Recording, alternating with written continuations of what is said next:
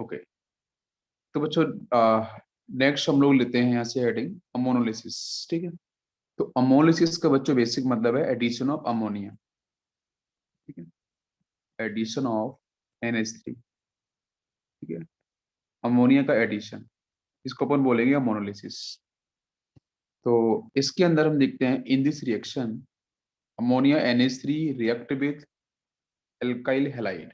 ठीक है, alkyl halide के साथ बच्चों क्या होगा, NH3 की रिएक्शन परफॉर्म होगी और क्या मिलेगा, टू गिव एल्काइल अमाइन। ठीक है, which on reaction with excess alkyl halide produce quaternary ammonium salt। यहाँ पे सेकेंड पॉइंट है mild base is added to get the neutral amines. Next है यहाँ से follows the SN2 mechanism because it is strong nucleophile. ठीक है, तो यहाँ से SN2 मैकेनिज्म आपका फॉलो होगा और अमोनिया के साथ डायरेक्ट आप एल्काइल हैलाइड यूज करोगे और उस केस में हम लार्ज अमाउंट में एक्सिस के अंदर बच्चों एल्काइल हैलाइड का यूज करेंगे, then formation of quaternary ammonium salt. और यहाँ पे हम लोग यूज करते हैं माइल्ड बेस। ठीक है, माइल्ड बेस यूज करेंगे क्यों, क्योंकि मुझे चाहिए न्यूट्रल अमाइन। और मैकेनिज्म कौन सा होगा इसमें, अमोनोलिसिस में SN2 मैकेनिज्म होगा, क्यों, because of a strong nucleophile. है ना, जैसे अब रिएक्शन जो हो रही है उसको अपन एक बार देख लेते हैं। यस, जैसे बच्चों यहाँ पे हमने लिया कि this is a alkyl halide, है ना, when react with ammonia NH3। तो यहाँ से क्या होगा, एल्काइल हैलाइड में जो RX पार्ट है ना, तो X बच्चों क्या करेगा, इलेक्ट्रॉन्स को विड्रॉ करेगा, तो यहाँ पे चार्ज माइनस, यहाँ पे चार्ज प्लस आएगा। ठीक है ना, तो कार्बन होगा ना उस पे चार्ज कैसा आ जाएगा आपका, पॉजिटिव। देन यहाँ से ये तो बच्चों लिविंग ग्रुप होगा, बहुत ही आसानी से यहाँ से रिमूव हो जाएगा। ठीक है ना, X माइनस।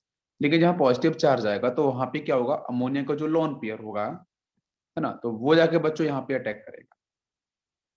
ठीक है, तो R के साथ देखो आप NH3 प्लस आया, प्लस क्यों आया, बिकॉज अमोनिया ने अपने लोन पे इलेक्ट्रॉन्स को, जो एल्काइल पार्ट होगा जहाँ पॉजिटिव चार्ज होगा उसको दिया है इसने इलेक्ट्रोफिलिक सेंटर को, जिसकी वजह से N के पास क्या आया बच्चों, पॉजिटिव चार्ज। है ना, तो यहाँ से एग्जैक्टली क्या बनेगा, R के साथ हो जाएगा NH3, it will hold positive charge, वो होल्ड कैटाइन होगा। है ना, तो Cl माइनस कहाँ जाएगा बच्चों, सॉल्वेंट में, और यहाँ पे अपन SN2 मैकेनिज्म में क्या यूज करते हैं, है ना, पोलर एपोटिक सॉल्वेंट यूज करते हैं। तो सामने से Cl माइनस बच्चों यहीं पे आयनिक बॉन्ड बना के स्टेबल हो जाएगा इस तरीके से। ठीक है, फिर अपन यहाँ से बेस बच्चों कौन सा यूज करते हैं, पायरिडीन। और पायरिडीन आपको बहुत ही अच्छे से पता है, पायरिडीन बच्चों कैसा होता है, स्ट्रॉन्ग बेस। ठीक है ना, स्ट्रॉन्ग बेस की तरह यहाँ पे वर्क करेगा। ठीक है, तो जब ये स्ट्रॉन्ग बेस है तो आपको बिल्कुल क्लियरली समझ में आना चाहिए। तो यहाँ से आपका नेक्स्ट देखो पायरिडीन बच्चों क्या करेगा, ये जो आपका और ये जो पायोडीन है ये आपका न्यूट्रल तो है, बिकॉज इस पे कोई चार्ज नहीं है, कोई बस इलेक्ट्रॉन डेंसिटी बच्चों कैसे आने वाली है, जो इसके पास लोन पेयर लोकलाइज्ड होगा, है ना, उसकी वजह से। पायरिडीन तो कुछ ऐसे ही बनता है ना, पायरिडीन कुछ इस तरीके से, यहाँ पे नाइट्रोजन होगा, इसके पास लोन पेयर होगा, तो वो लोन पेयर बच्चों कैसा होगा, लोकलाइज्ड होगा, फिक्स होगा, जिसकी वजह से इसकी बेसिक स्ट्रेंथ आपकी प्रॉपर डिफाइन की जाएगी। है ना, तो नेक्स्ट स्टेप में क्या होगा, यहाँ से जो आपका NH3 प्लस आया, तो बेटा N के पास प्लस से तो अनस्टेबल है, तो उस केस में पॉजिटिव हटना चाहिए। तो N के पास क्या है, 3 हाइड्रोजन है, तो 3 हाइड्रोजन में से कोई एक हाइड्रोजन अपने इलेक्ट्रॉन्स को यहाँ शेयर कर देगा, और यहाँ से बच्चों Cl माइनस, यहाँ से H प्लस आया, तो दोनों मिला के यहाँ से HCl की फॉर्म में वो बाहर निकल जाएंगे, तभी आपको क्या मिलेगा, यहाँ से RNH2। आपको क्या दिया था हमने, एल्काइल हैलाइड और अमोनिया, क्या बन गया आपका यहाँ से RNH2। क्लियर हो गया, बिल्कुल सिंपल सा प्रोसेस है। अब यहाँ पे अपन समझ लेते हैं। तो बच्चों सबसे पहले अपन ने CH3Cl लिया, अमोनिया लिया, SN2 फॉलो करेगा, तो आपका फर्स्ट प्रोडक्ट ये बन गया। ये कैसे बना, मैकेनिज्म आपको समझ में आया होगा ऊपर से। फिर अपन ने देखो एल्काइल हैलाइड मैंने बोला था एक्सेस में लेना पड़ेगा, फिर अपन ने CH3Cl ले लिया, है ना, तो यहाँ से क्या है, CH3NH2 है। तो CH3Cl से बच्चों रिएक्शन कैसे यहाँ से परफॉर्म होने वाले, तो फिर से वही प्रोसेस होगा, है ना। NH2 क्या होगा बच्चों, लॉन पेयर, यहाँ से CH3Cl में Cl कैसा होगा, पॉजिटिव हो, Cl कैसा नेगेटिव होगा, CH3 कैसा प्लस होगा, है ना। तो लोन पेयर कहाँ अटैक करेगा, कार्बन के पॉजिटिव चार्ज पे, तो फिर से वही ट्रांजिशन स्टेट इस तरीके से डेवलप हो जाएगी, फिर से HX बाहर जाएगा, तो आपको ये मिल जाएगा 1 डिग्री अमाइन से 2nd डिग्री अमाइन, है ना, 2nd डिग्री अमाइन। फिर CH3Cl लिया अपन ने, तो फिर से वही प्रोसेस, इस N के पास लोन पेयर्स होंगे, फिर से Cl कैसा माइनस होगा, यहाँ CH3 प्लस होगा, ना lone pair positive pay attack कर देगा तो फिर से वही स्टेट, तो यहाँ से बनेगा लास्ट में अपन CH3 अभी भी इसके पास क्या होगा, इलेक्ट्रॉन पेयर, अभी इसके पास आपका एक लोन पेयर होगा। तो लोन पेयर बच्चों फिर से यहाँ पे CH3 आपका प्लस Cl माइनस, तो लोन पेयर CH3 प्लस पे अटैक कर देगा, तो फाइनली आपका यहाँ से बनेगा क्वार्टरनी अमोनियम सॉल्ट। तो ये इसका कंप्लीट आपका रिएक्शन मैकेनिज्म है जो आपको ध्यान रखना है। तो जब भी आपको रिएक्शन दी जाए तो आप किस मैकेनिज्म से होने वाली है, SN2 मैकेनिज्म से होती है। यहाँ पे हम पायरीडीन बेस यूज करते हैं, है ना। एल्काइल हैलाइड हम लोग एक्सिस में लेते हैं, बार बार यूज करेंगे एल्काइल हैलाइड को, और यहाँ से आपका जो आपका अमोनिया है वो कन्वर्ट होगा 1 डिग्री अमाइन में। 1 डिग्री अमाइन बच्चों कन्वर्ट किस में, देखो अमोनिया इसमें कन्वर्ट हुआ, 1 डिग्री अमाइन कन्वर्ट किस में हुआ, 2nd डिग्री अमाइन में। फिर 2nd डिग्री अमाइन किस में कन्वर्ट हुआ, 3rd डिग्री अमाइन में, और लास्ट में बन गया आपका क्वार्टरनरी अमोनियम सॉल्ट। जैसे एक रिएक्शन देख लेते हैं यहाँ पे कुछ एग्जांपल, तो आपको क्लियर हो जाएगा। जैसे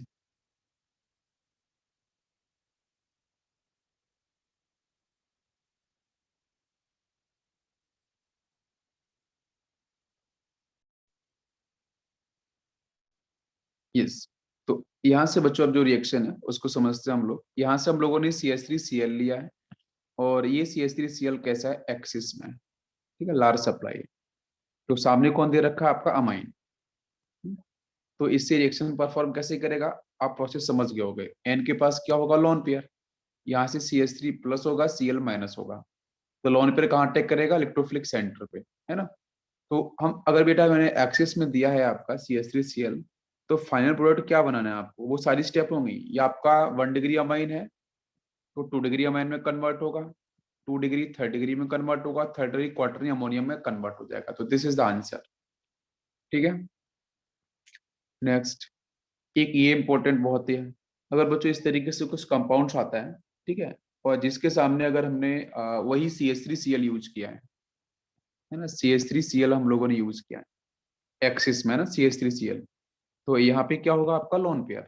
तो वो लोन पेयर बच्चों क्या करेगा, बाहरी तरफ रिलीज होगा, है ना, जिसकी वजह से ऑलरेडी यहाँ पे 3 एल्काइल पार्ट आपको मिलेंगे, 1 2 एंड 3, 3rd डिग्री पहले से है, तो जो डायरेक्ट यहाँ से क्वार्टरनी अमोनियम सॉल्ट आपका कन्वर्ट हो जाएगा, ठीक है।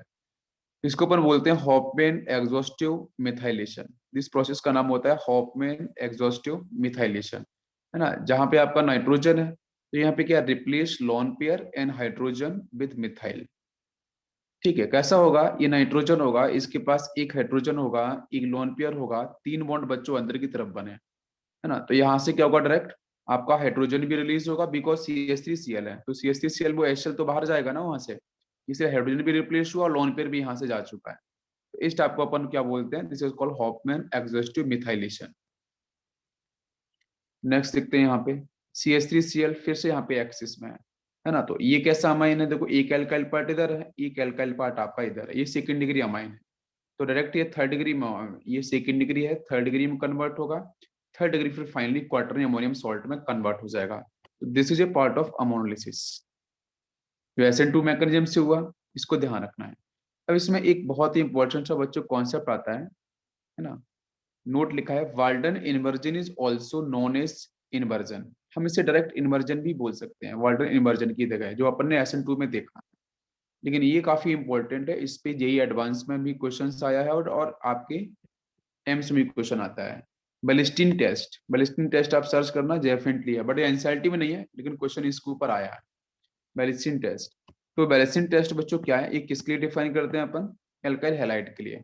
तो this test is use for alkyl halide, alkyl halide के लिए हम लोग यूज करते हैं, जिसमें आपका RF हो सकता है ना, RCl हो सकता है, RBr एंड RI। तो क्या करते हैं, इसके ऑब्जर्वेशन में क्या है, हम लोग कॉपर का यूज करते हैं स्पेसिफिक, तो ग्रीनिश ब्लूइश फ्लेम आपकी जनरेट होती है, is observe when is heated with copper. तो ये जो एल्काइल हैलाइड है, इनके सामने अगर बच्चों हम लोग यहाँ पे कॉपर वायर का यूज करते हैं, हीट करते हैं, तो यहाँ से आपको ग्रीनिश ब्लूइश, है ना, ग्रीनिश ब्लूइश फ्लेम आपकी यहाँ से जनरेट होगी।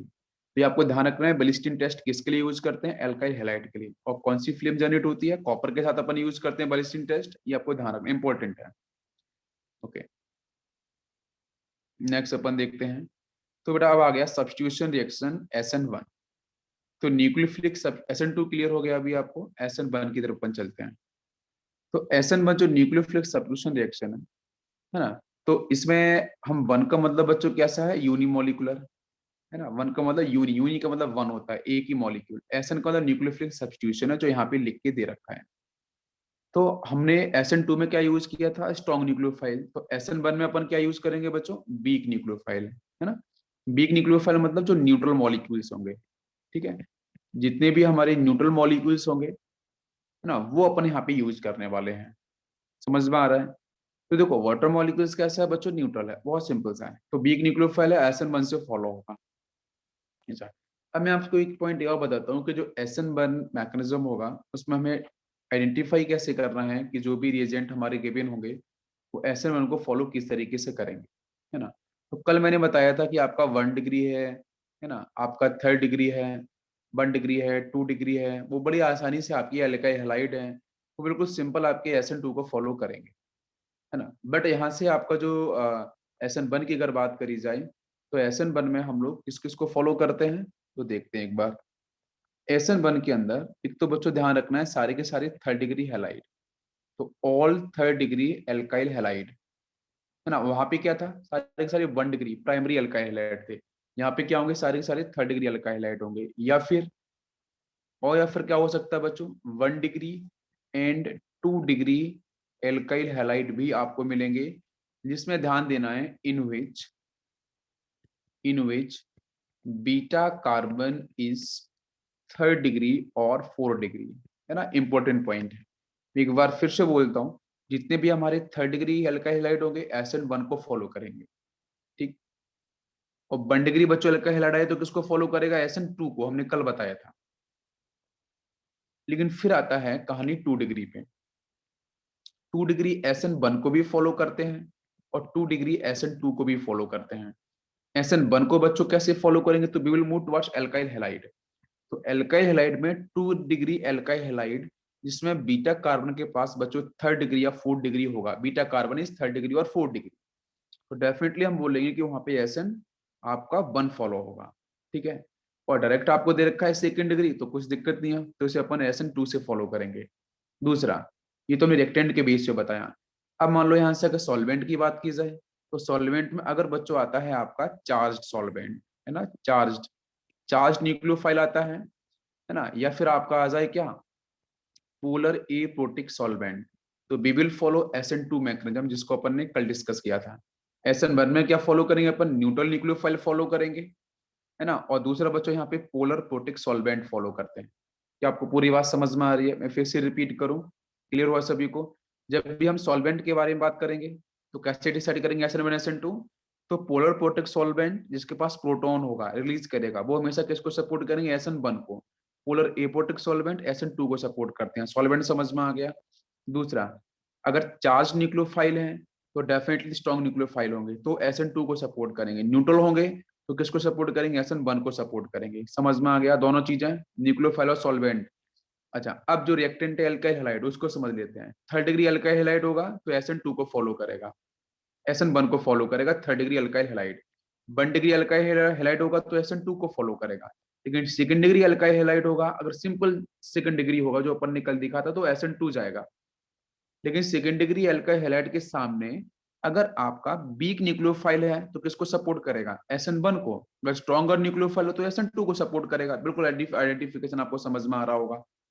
यस, जैसे यहाँ से हम लोग देख सकते हैं, बड़ा सिंपल सा मैकेनिज्म बच्चों दे रखा है ना, कि हम लोग यहाँ पे सॉल्वेंट कैसे कैसे यूज करते हैं। तो आपका लाइक वाटर मॉलिक्यूल्स आप यूज कर सकते हो, न्यूट्रल, है ना। और जनरली हम एल्कोहल का यूज करते हैं, है ना, ये सारा का सारा in presence of polar protic solvent, तो डेफिनेटली SN1 होगा। तो SN1 में क्या होता है, सबसे पहले बच्चों कार्बोकैटायन का फॉर्मेशन होता है, मैंने कल भी आपको बताया था, ठीक है ना। तो कैसा होगा, तो सबसे पहले देखो यहाँ पे हैलाइड लगा हुआ है, तो ये हैलाइड बच्चों यहाँ से क्या होगा, रिलीज होगा पहले। क्योंकि हम लोग किसके बारे में बात कर रहे हैं, 3rd डिग्री हमने लिया है, this is 3rd degree alkyl halide. देखो ना आप, R1 लगा है, R2 लगा है, R3 लगा है, this is 3rd degree alkyl halide. तो X यहाँ से पहले रिमूव होगा इजिली। जब X आपका रिमूव हो जाएगा, तो रिमूव होने के बाद SN2 में क्या था, एक साथ ही सब कुछ हुआ था, रिमूवल एंड एडिशन। अब यहाँ से क्या होगा, यहाँ से पहले एल्काइल हैलाइड बाहर जाएगा बच्चों, तो यहाँ से क्या हो जाएगा, X माइनस इजिली रिमूव हो चुका है। तो यहाँ पे आएगा पॉजिटिव चार्ज कार्बोकैटाइन। तो ये बन चुका है थर्ड डिग्री कार्बोकैटाइन जिसकी स्टेबिलिटी ज्यादा होगी। ठीक है, जब वो पॉजिटिव चार्ज होगा, पॉजिटिव बच्चों दोनों साइड से जो हमारे न्यूक्लियोफाइल्स हैं, जो सॉल्वेंट्स अपने यहाँ पे यूज किए हैं, उनके दोनों लोन पेयर्स बच्चों दोनों साइड से अटैक करते हैं, दोनों साइड से अटैक करेंगे। तो पहली स्टेप क्या होती है, आरटीएस। जब जब जब लीविंग ग्रुप बाहर जा रहा होता है, leaving group is x minus यहाँ पे, तो जब लीविंग ग्रुप बाहर जाता है SN1 में, तो उसको बोलते हैं अपन आरटीएस, रीडिटरमाइनिंग स्टेप। इसमें दूसरी स्टेप भी होती है, इसमें जब वाटर मॉलिक्यूल सॉल्वेंट बच्चों अटैक कर रहे हैं, न्यूक्लियोफाइल अटैक कर रहे हैं, जब अटैक करेंगे it is called fast step. तो देखो इधर देखो, ये देखो फ्रंट से भी अटैक कर रहा है और ये बैक अटैक भी कर रहा है, दोनों साइड से वाटर मॉलिक्यूल्स अटैक कर रहे हैं। तो एक बार ये बनेगा प्रोडक्ट, एक बार ये बनेगा। बात मेरी समझ में आ रही है। SN2 में हमने क्या देखा था कि जैसे जैसे न्यूक्लियोफाइल बाहर जा रहा है, वहां पे 1 डिग्री हमने लिया था ना, 1 डिग्री लगा हाईलाइट, जैसे जैसे आपका वहां से लिविंग ग्रुप बाहर जाएगा, पॉजिटिव चार्ज आएगा, वहां पे बल्कीनेस तो होगी नहीं, तो बड़ी आसानी से बैक अटैक कौन करेगा, न्यूक्लियोफाइल। तो वहां से रिलीजिंग ऑफ लिविंग ग्रुप और अटैक ऑफ न्यूक्लियोफाइल दोनों एक साथ होता है। लेकिन यहाँ पे क्या होगा, पहले लिविंग ग्रुप बाहर जाएगा, पॉजिटिव आएगा, वो पॉजिटिव स्टेबल होगा, फिर उस केस में दोनों साइड से फ्रंट अटैक और बैक अटैक कौन करेगा, आपका न्यूक्लियोफाइल, है ना। जो आपका न्यूट्रल न्यूक्लियोफाइल्स है, वीक न्यूक्लियोफाइल्स है, वो दोनों साइड से बैक अटैक करेगा। तो यहाँ से अब फास्ट स्टेप होगी, जब इसने एक बार यहाँ से अटैक किया, तो देखो ये OH यहाँ पे लग गया एक प्रोडक्ट, जब OH इधर से वाटर मॉलिक्यूल अटैक किया तो फिर एक बन गया। तो इसलिए यहाँ पे क्या बोलते हैं, रिटेंशन इमर्जन का मतलब क्या है कि देखो R2 डैश पे था इधर और R3 आपका बैच पे था, तो देखो R2 इधर भी डैश पे है, R3 इधर बैच पे है, तो दिस इज कॉल्ड रिटेंशन। मतलब मॉलिक्यूल जिस स्टेट में था उसी स्टेट में आपको मिल गया, जिधर डैश था उधर डैश रहा, जिधर बैच है उधर बैच रहा। इमर्जन में उल्टा हो जाएगा, देखो डैश इधर है ना, तो R2 देखो यहाँ हो गया। तो this is called inverted form, जो उल्टी हो चुकी है, and this is called retention form, जो जैसा है वैसा आपको दिखाई दे। तो मैकेनिज्म इज क्लियर, बताओ जल्दी से बेटा। तो रिटेंशन प्लस इन्वर्जन दोनों को अपन मिला देते हैं, जिसको रेशमाइजेशन, है ना। इसी को अपन बोलते हैं रेशमाइजेशन, का मतलब रेशमिक मिक्सचर। यहाँ पे रेशमी मिक्सचर का फॉर्मेशन होता है, इसी को अपन रेशमाइजेशन बोलते हैं। Retention plus inversion is called racemisation. कोई डाउट किसी को यहाँ पे, क्लियर हुआ सभी को। SN2 में एक साथ दोनों होगा, SN1 में स्टेप बाई स्टेप होगा।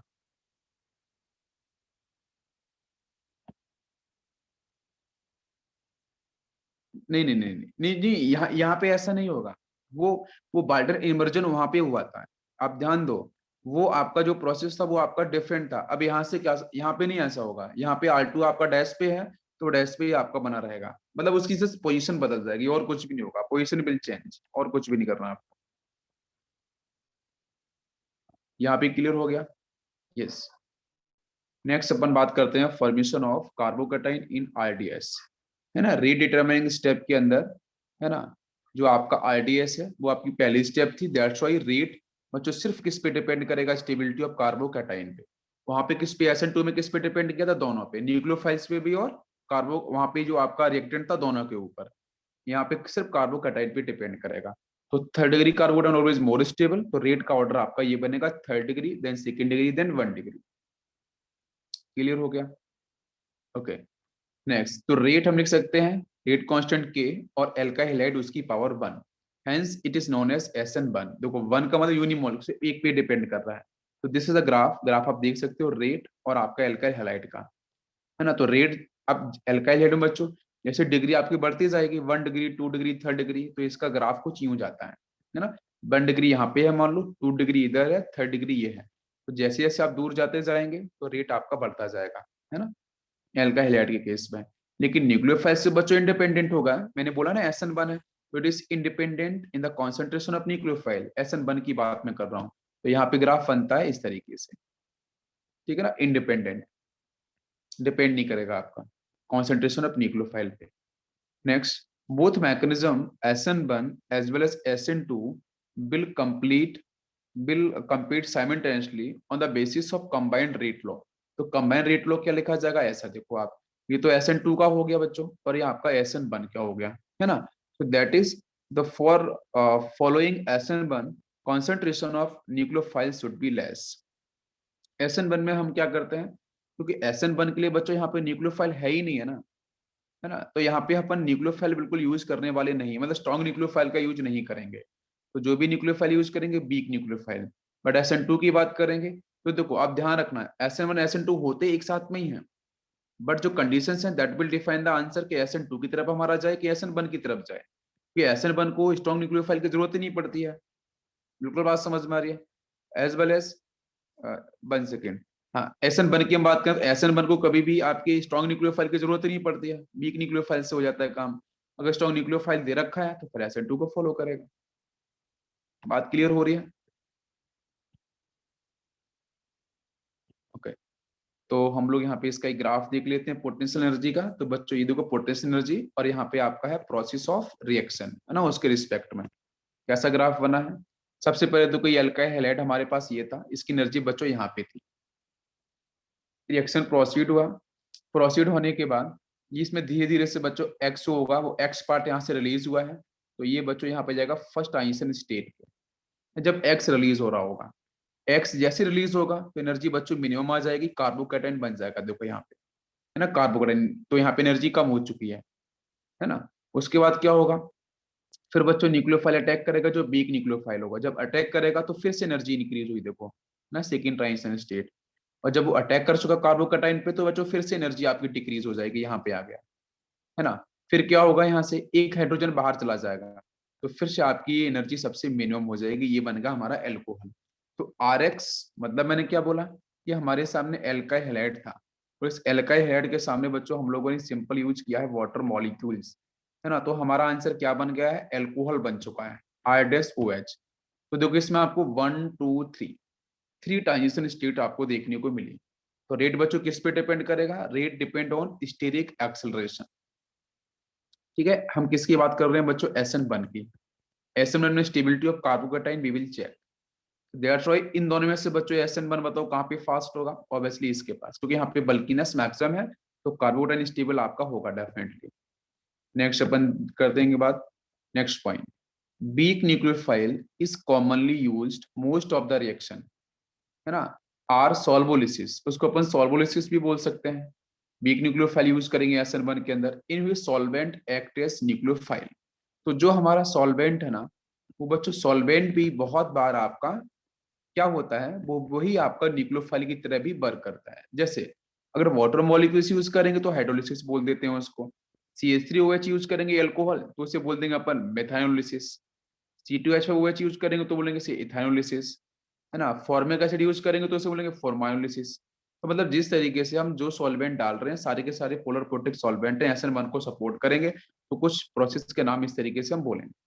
नेक्स्ट, तो polar protic solvent is favorable for SN1 because its solvent quite effectively cation as well as anion, दोनों को सॉल्यूट कर देगा ये।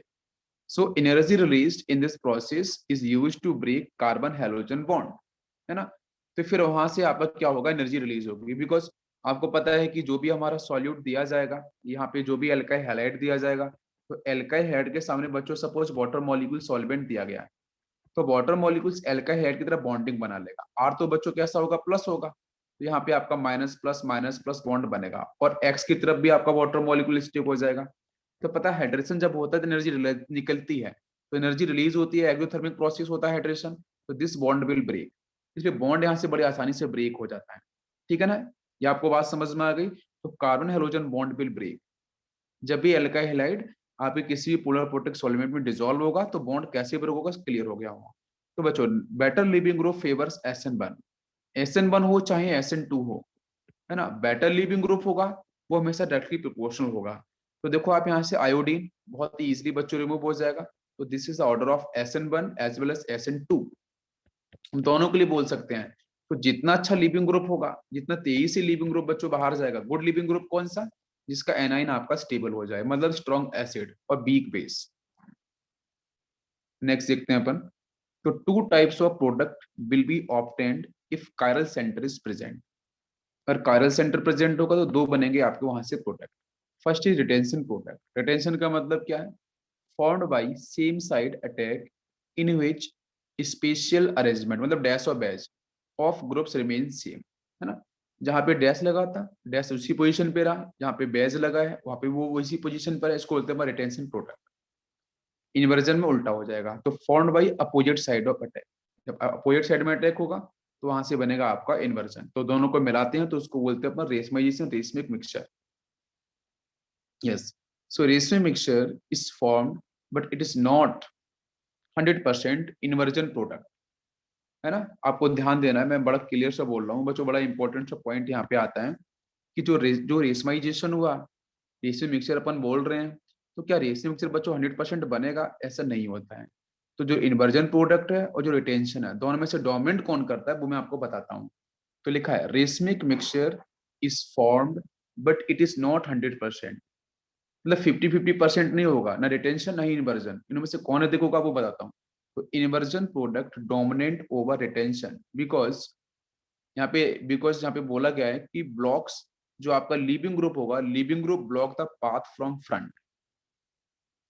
तो वो कह रहा है कि इमर्जन प्रोडक्ट आपका डोमिनेट कर रहा है रिटेंशन से। तो रिटेंशन बच्चों कैसा होगा कि यहाँ पे आपको एस एन वन की बात कर रहे हैं, तो यहाँ पे कार्बन है, यहाँ पे एक्स पार्ट है, आप समझो थोड़ा ध्यान से, है ना। यहाँ पे आपके इस तरीके से एल्काइल पार्ट हम लगा के दे दिए हैं। जब, ध्यान दो बच्चों, ये एक्स पार्ट बाहर जाएगा तो यहाँ पे पॉजिटिव आएगा, तो एक दो को सॉल्वेंट न्यूक्लियोफाइल इधर से भी अटैक करेगा, तो एक न्यूक्लियोफाइल इधर से भी अटैक कर रहा है, दोनों ही सेम न्यूक्लियोफाइल्स है ना, कार्बन पे अटैक कर रहे हैं।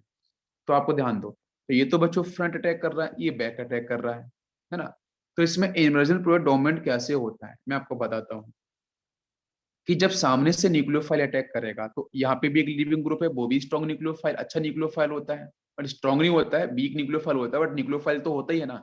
तो जब ये इधर से अटैक करेगा तो एग्जैक्टली इस एक्स पार्ट और इस न्यूक्लियोफाइल में रिपल्शन होने के चांस बढ़ जाते हैं।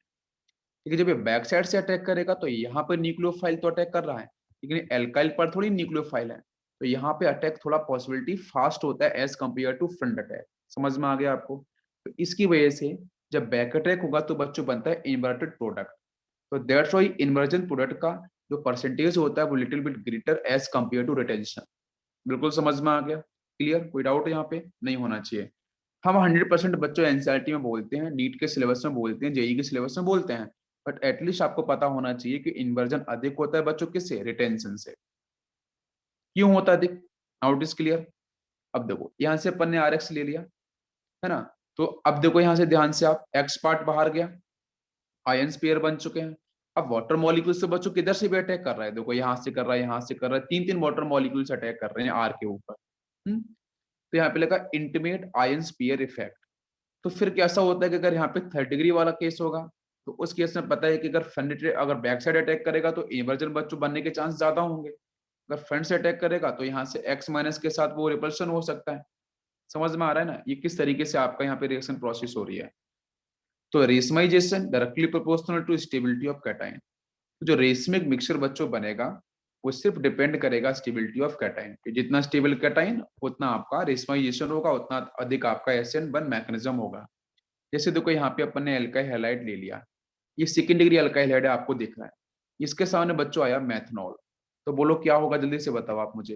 ये तो सर मुझे सेकेंड डिग्री दिख रहा है ना, बट सेकेंड डिग्री है तो बच्चों देखो मैं आपको क्लियरली बोलूं, अगर बच्चों 1 डिग्री एल्काइल हैलाइड होगा तो कौन सा मैकेनिज्म होगा, बोलो जल्दी से, कौन सा होगा? SN2 होगा।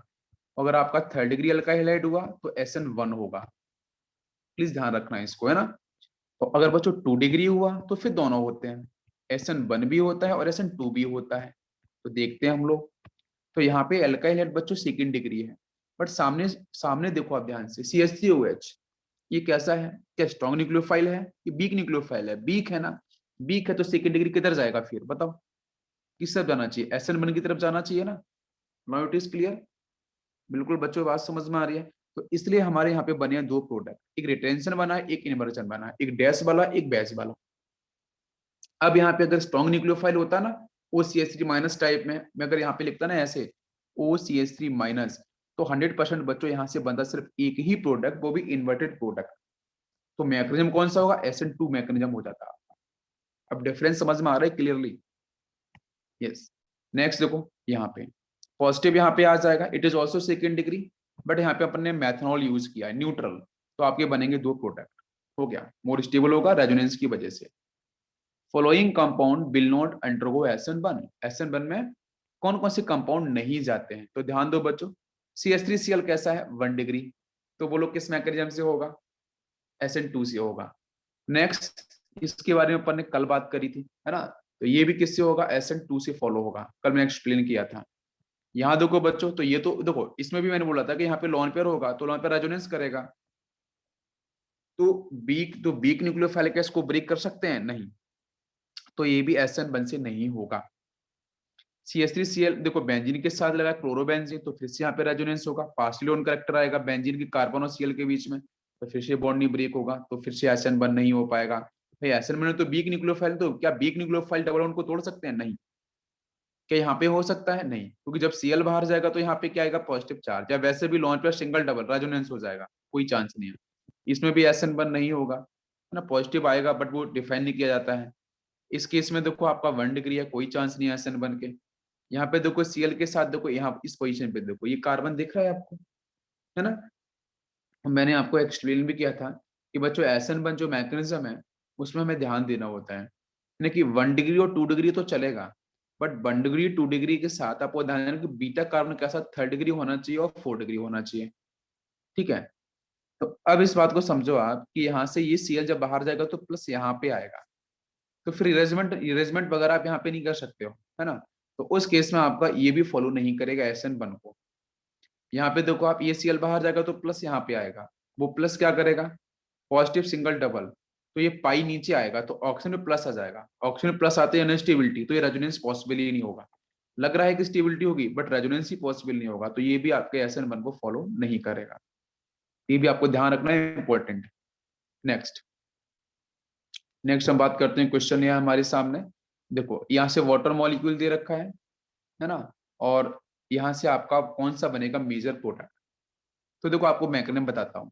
सबसे पहले क्या होगा, देखो Cl बाहर जाएगा, पहले पहचानो ये सेकंड डिग्री है ना, तो SN1 SN2 कुछ भी हो सकता है, सामने वाटर मॉलिक्यूल्स है तो न्यूट्रल है, न्यूट्रल न्यूक्लियोफाइल, तो डेफिनेटली क्या होगा आपका SN1 मैकेनिज्म हो जाएगा, ये हमें कंफर्म है। SN1 तो पहले में कार्बोकैटायन, Cl को बाहर निकाला हमने, तो यहाँ पे बचा होगा कार्बोकैटायन। क्या कार्बोकैटायन आपका भी स्टेबल होगा, तो हम चेक करते हैं। तो ये पॉजिटिव यहाँ पे क्या हो सकता है, सेकंड डिग्री का 3rd डिग्री में कन्वर्ट होगा, तो हम बिल्कुल चेंज करेंगे, है ना। तो बिल्कुल आपका यहाँ से आप चेंज कर सकते हो पोजीशन में, कुछ दिक्कत नहीं है, ठीक है। बिल्कुल समझ में आ रहा है बच्चों, यस। तो पॉजिटिव यहाँ पे आ गया, हमने पहले भी पढ़ा है बेटा, ट्रांसफर जो माइग्रेशन करते हैं, फिर यहाँ पे प्लस आया, अब उस प्लस के ऊपर आपका जो OH होगा ना, वाटर मॉलिक्यूल्स, वो पूरा अटैक करेगा ऑक्सीजन का लोन पेयर, तो ऑक्सीजन में प्लस आएगा, ऐसा होगा ना, ये कुछ इस तरीके से। तो ऑक्सीजन के साथ 2 H लगे होंगे, यहाँ पे प्लस आ जाएगा, क्योंकि ऑक्सीजन ने इलेक्ट्रॉन्स दिए हैं उस पॉजिटिव सेंटर, इलेक्ट्रोफिलिक सेंटर पर, तो एक हाइड्रोजन बाहर चला जाएगा H प्लस की फेज में, तो बस एल्कोहल आपको बच जाएगा, मेजर प्रोडक्ट। क्लियर हो गया। लेकिन बच्चों यहां से जो बनेगा ना, this is the minor product, और ये क्या होगा, major. Next, yes rearrangement is possible, बिल्कुल पॉसिबल होगा, बट SN2 में पॉसिबल नहीं था, SN1 में पॉसिबल होता है। Next, compare the rate of SN1, बताओ जल्दी से, SN1 का रेट कहाँ फास्ट होगा, कहाँ पे स्लो होगा, कम ऑन जल्दी से बताओ बच्चों आंसर। SN1 का रेट कहाँ पे फास्ट होगा, कहाँ पे रेट आपका स्लो होगा, स्टेबिलिटी बताओ जल्दी से। तो जब Cl बाहर जाएगा तो ये यहाँ पे पॉजिटिव आएगा इस पॉइंट पे, यहाँ पे पॉजिटिव इस पॉइंट पे आएगा, यहाँ पॉजिटिव डायरेक्टली यहाँ पे आएगा, तो बताओ। तो 3rd डिग्री कौन सा, ए हो गया है ना। बी की बात करेंगे, तो बी में अगर होगा भी तो ये सेकंड डिग्री है, तो सेकंड डिग्री ही रहेगा। अच्छा इसमें कैसा है, अगर यहाँ का हाइड्रोजन ऊपर चला जाएगा तो ये 3rd डिग्री बन जाएगा। अब समझ में आ रहा है। तो पहले अब इस पूरे प्रोसेस को हम थोड़ा सा अलग से बताता हूँ, देखो पहला वाला केस तो आसान है। फर्स्ट केस में क्या होगा, फर्स्ट केस के अंदर तो यहाँ प्लस आएगा ना, 3rd डिग्री कार्बोकैटाइन दिख रहा है आपको। फिर बी में देख लो आप, बी में ऐसा दे रखा है ना, Cl बाहर जाएगा तो प्लस यहाँ पे आ जाएगा, ठीक है, बी हो गया। फिर आते हैं सी पे, सी में कैसा है, यहाँ पे दे रखा है, जब Cl बाहर जाएगा तो प्लस यहाँ पे आएगा। इसकी डिग्री कितनी है, सेकंड डिग्री, इसकी डिग्री कितनी है, 3rd डिग्री, इसकी डिग्री कितनी है, 1 डिग्री। तो 3rd degree most, then second degree, then 1 degree, तो ACB हो गया ये। नेक्स्ट सेकंड देखते हैं अपन, इन दोनों में से कौन होगा, देख बताओ।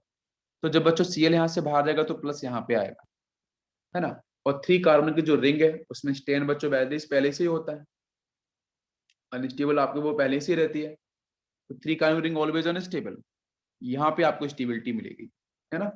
तो आपका कौन सा होगा SN1 मैकेनिज्म में? बी अधिक होगा ए से।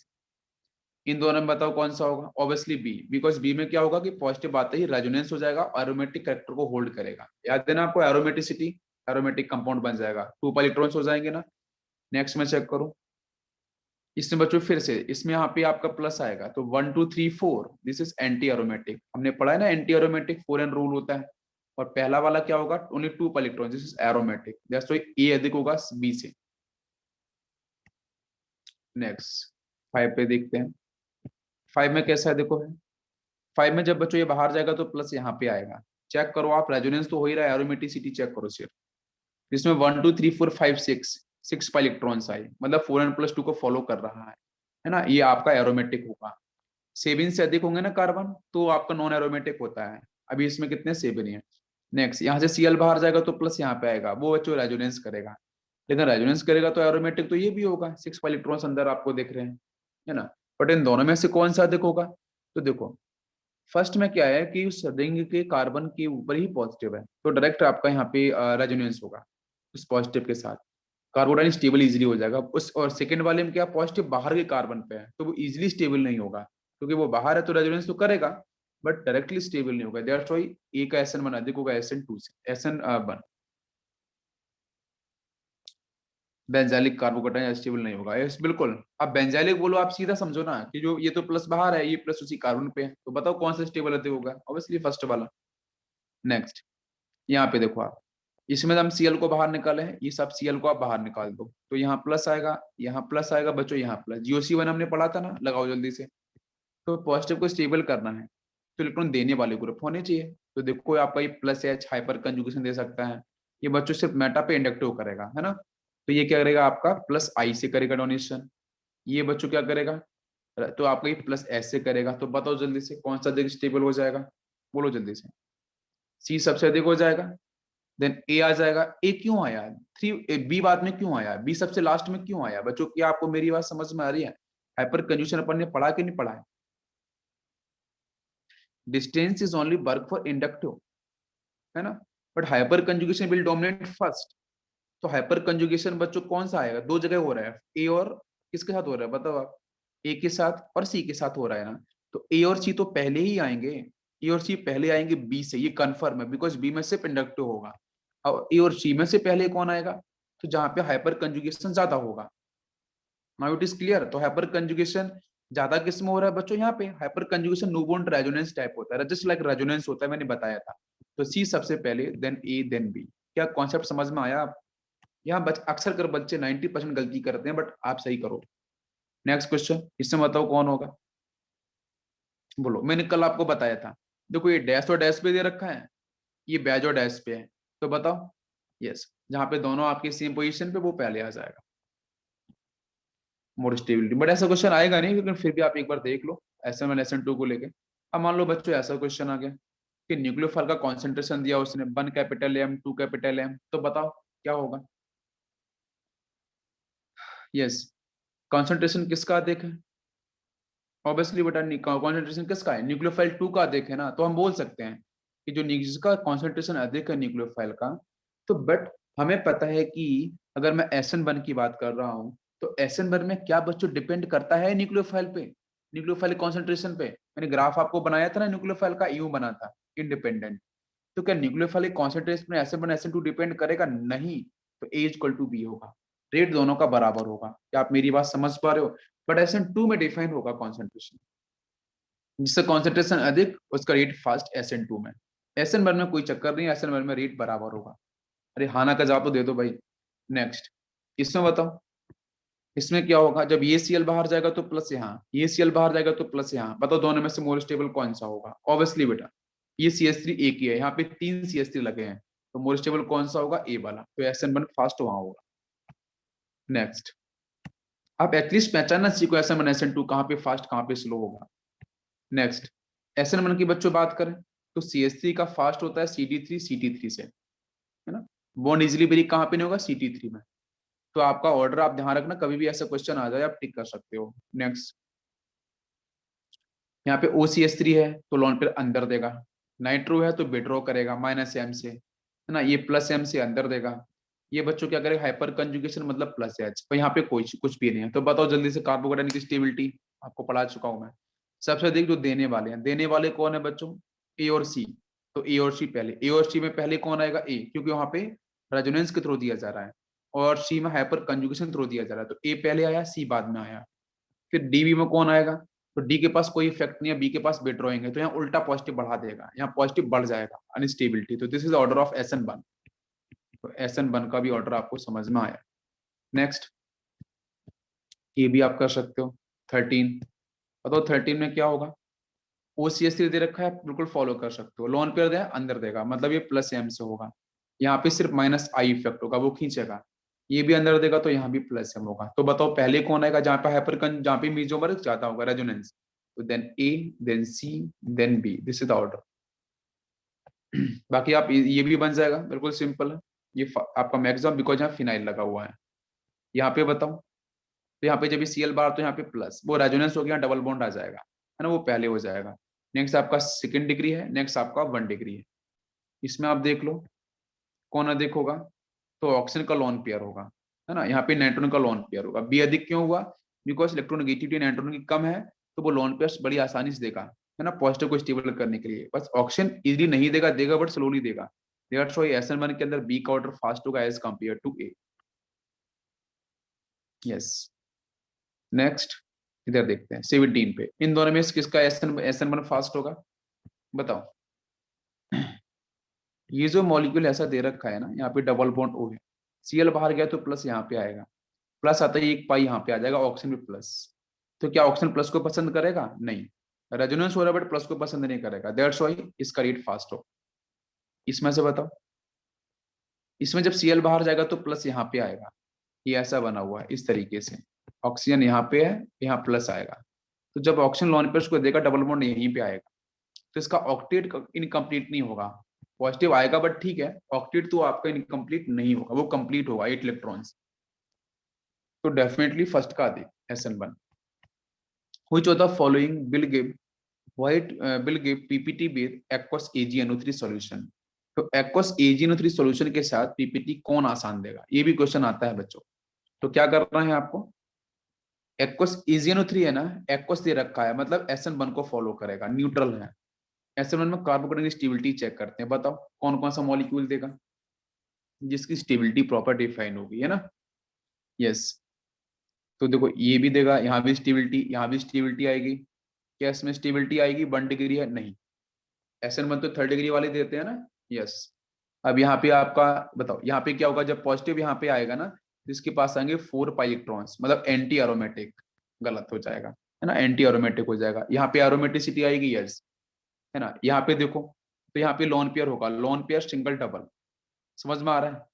तो unsaturated carbocation always less stable, ये आपको सभी को पता होना चाहिए। तो ये मॉलिक्यूल्स आपका बिल्कुल भी नहीं देगा। ये देगा, नहीं। ये देगा, यस, क्योंकि जब सीएल यहाँ से बाहर जाएगा तो प्लस यहाँ पे, वो प्लस स्टेबल हो जाएगा साइड के हाइड्रोजन से। ये भी आपको मिलेगा एरोमेटिसिटी। अब ये क्वेश्चन देखते हैं कि मुझे बताओ जरा, ये क्वेश्चन दे रखा है, तो पॉजिटिव ब्रोमीन बाहर जाएगा, पॉजिटिव यहाँ पे आएगा।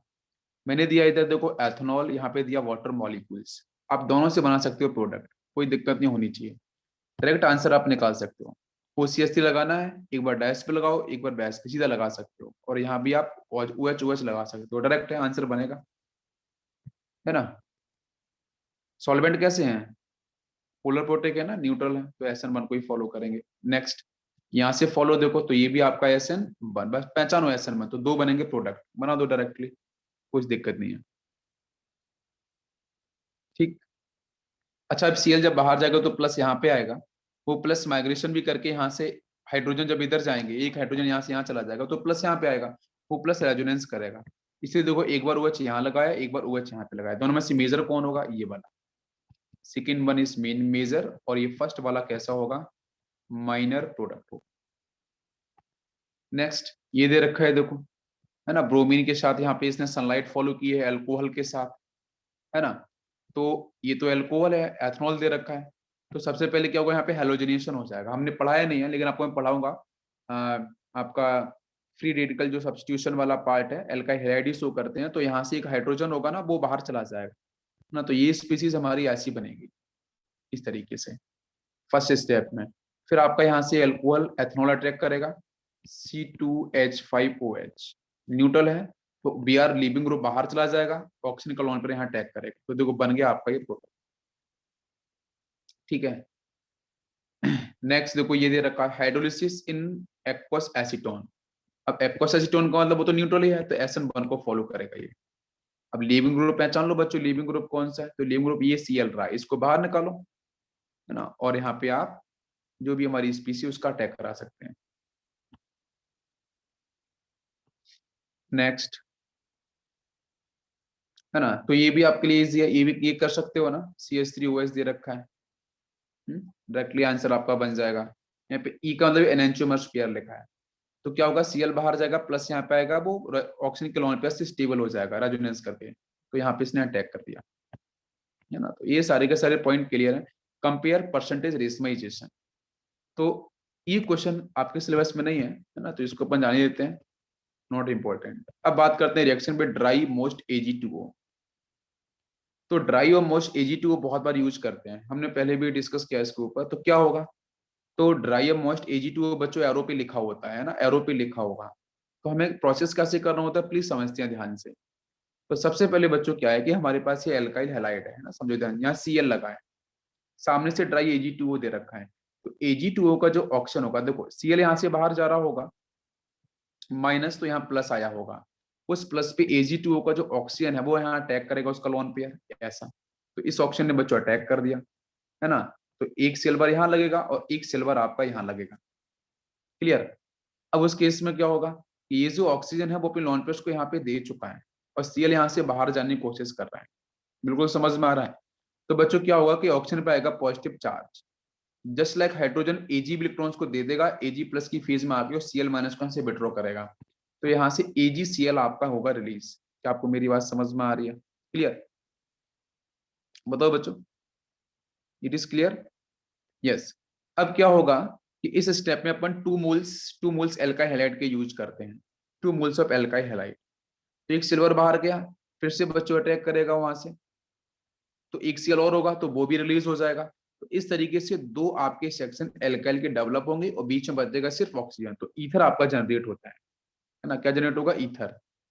बिल्कुल क्लियर, समझ में आ रहा है सभी को, यस। नेक्स्ट, अगर मॉइस्ट Ag2O है तो भी आप फॉलो कर सकते हो, तो उसमें बनता है आपका एल्कोहल।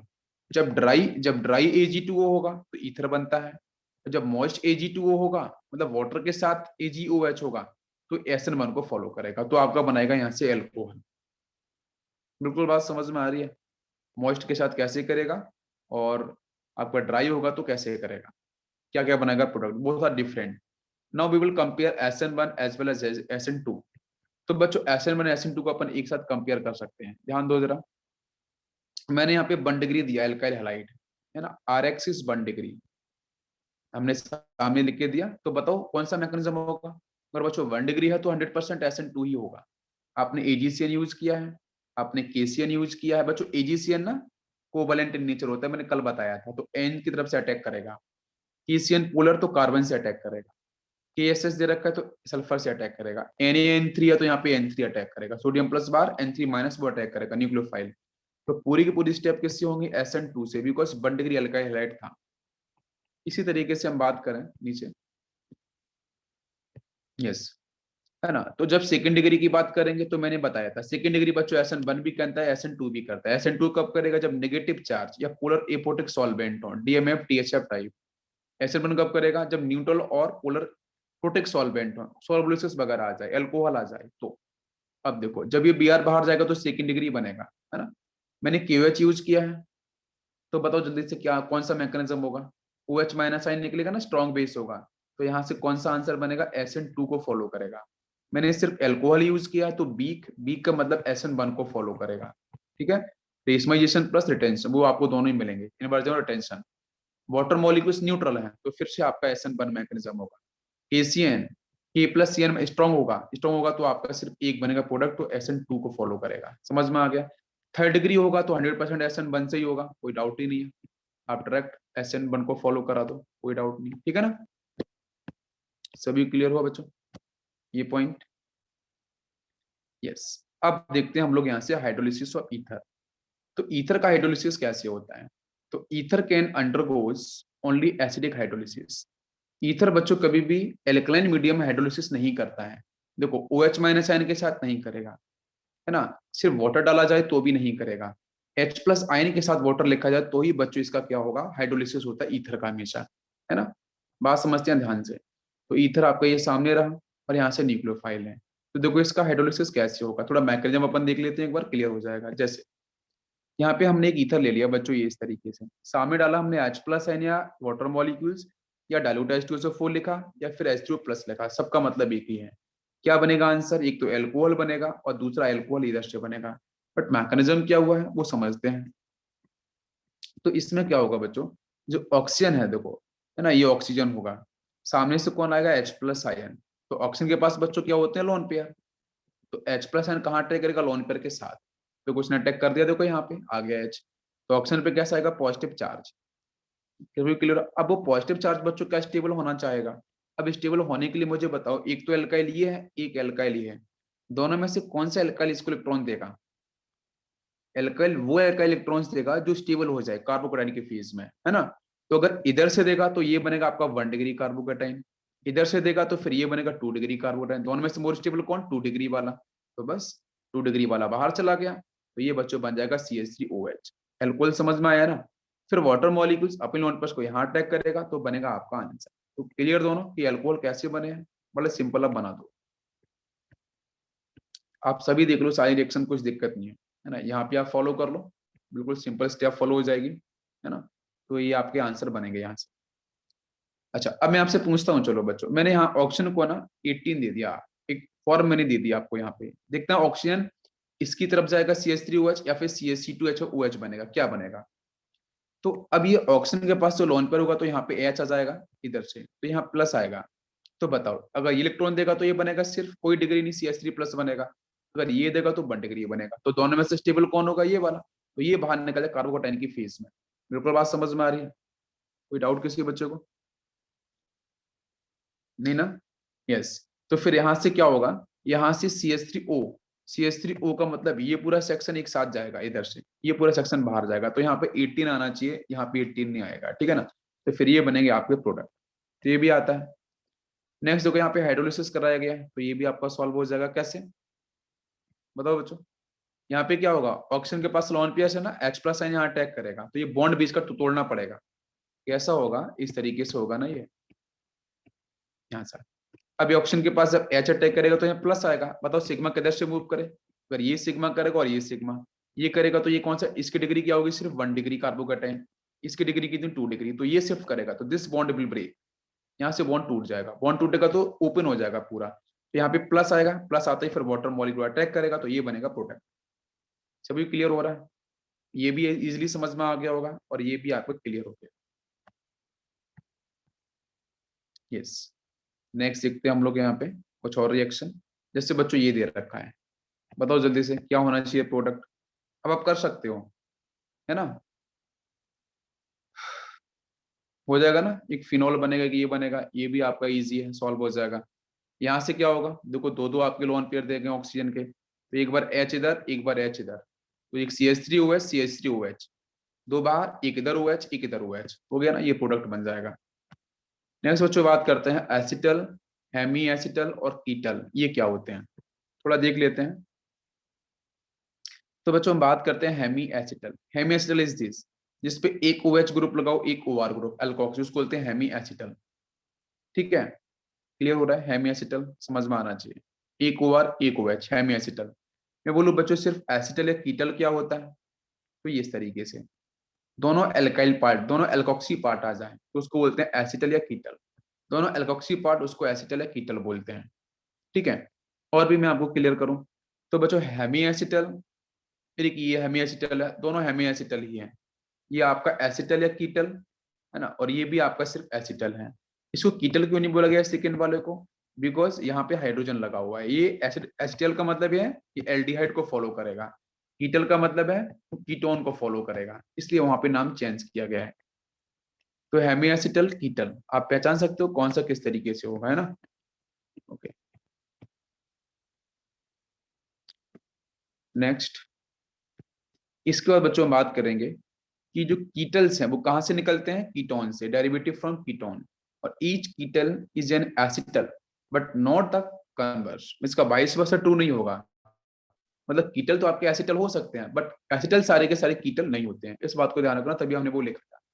तो हाइड्रोलिसिस ऑफ हेमी एसिटल कैसे होगा, देखो ये एसिटल दे रखा है हेमी एसिटल, इसका हाइड्रोलिसिस का मैकेनिज्म अपन देख लेते हैं, एक बार समझ में आएगा। सबसे पहले क्या होगा, यहाँ से एसिडिक मीडियम है, बताओ कहाँ पे अटैक करेगी, देखो इधर देखो। तो देखो इसके पास डेंसिटी मैक्सिमम होगी ना, बिकॉज सामने प्लस आई लगा है CH3। तो देखो H प्लस आइन सिर्फ यहाँ अटैक करेगा, इस पे अटैक नहीं करेगा आसानी से, यहाँ इजिली अटैक करे, डेंसिटी मैक्सिमम है।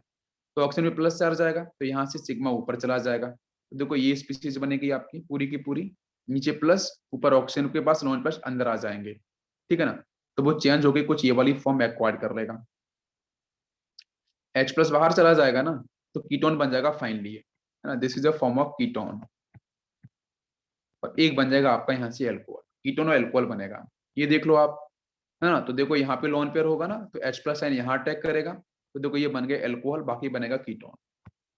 कभी ऐसा दे रखा हो तो बस बीच के बॉन्ड को तोड़ देना है, जो OH दे रखा है देखो वो आपका यहाँ पे और एक सेक्शन आपका यहाँ पे, तो एल्डिहाइड बन जाएगा, उधर आपका कीटल बनेगा, ठीक है।